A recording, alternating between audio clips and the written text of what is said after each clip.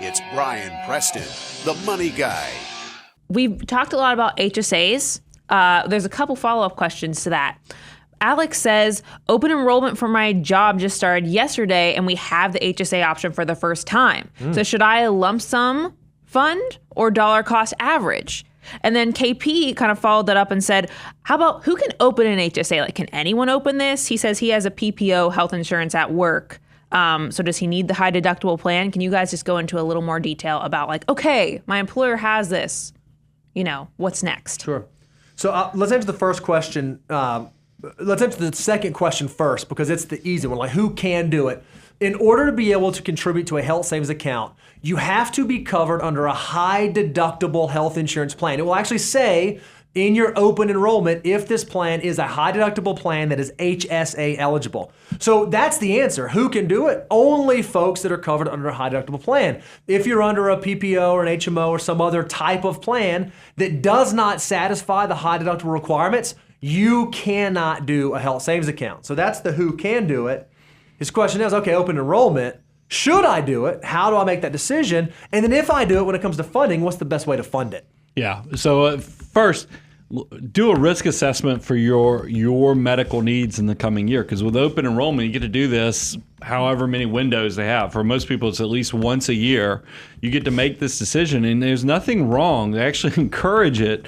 Is that look at your life. If you know you have a growing family, maybe the year that you're having a new child is not the year to have this health savings account, because you're going to lean hard into those medical expenses in that year. Or if you know you have a procedure or something. But if you're completely healthy, you're young and you don't foresee, and you have and there's the ability to kind of maximize this planning that we've done with the triple tax advantage with health savings accounts, then yeah, let's fire this thing up, because typically this makes a lot of common sense in the fact that the premiums that you pay monthly should be less with an HSA than they are with the PPOs and other things, because you're bearing more of the risk. That's why this is a win-win for the employer that offers it to you as well as for you, is because you are taking on some of the risks. So they give you a much lower premium, and then the government gives you this tax advantage way to fund these things for the long term.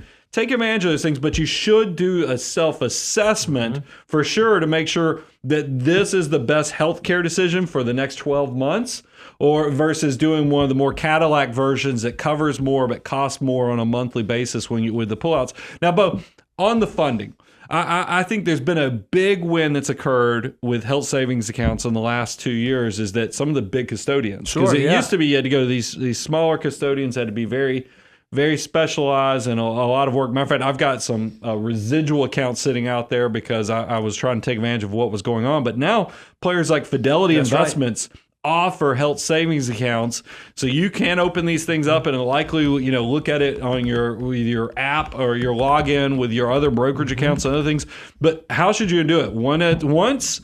Or do it monthly? What are your thoughts on that? Yeah, I think it depends on how you're doing it. Obviously, if you work for an employer that allows you to do payroll deductions, you move from being triple tax advantage to quadruple tax advantage. Great point. I would, if my employer allows, I would do the payroll deductions, because then I'm getting some FICA savings on my contributions in there.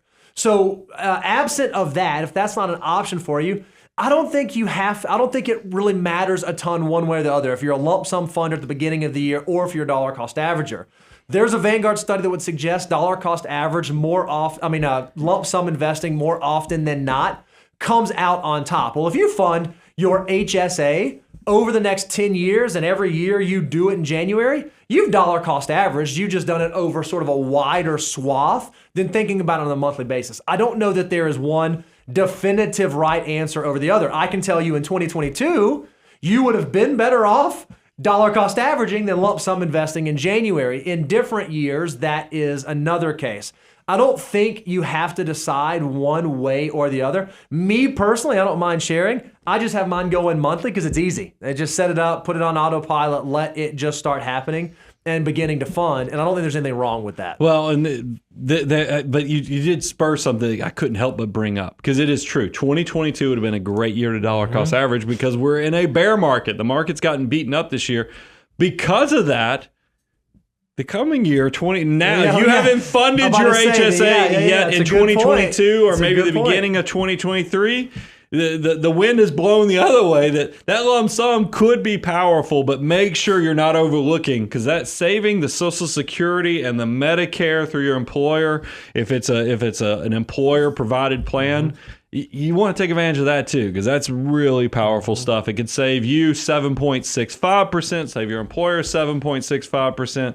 Create a win and a standing ovation opportunity for everyone. Don't be lazy at open enrollment. I'm going to say this very, very quickly. Don't be lazy at open enrollment, because it is not uncommon to switch which plans you're in. For young folks, I'll use this as a really easy example. They might do the high deductible, HSA for a couple years, but then you know you're going to have a baby next year. You're going to start a family, and it might make sense to switch the insurance because you know what medical expenses are coming. Just because you did one medical option last year does not mean that's the best medical plan for you in the coming year. So make sure you do the analysis. Don't get lazy, because you could be walking away from some money there. Yeah.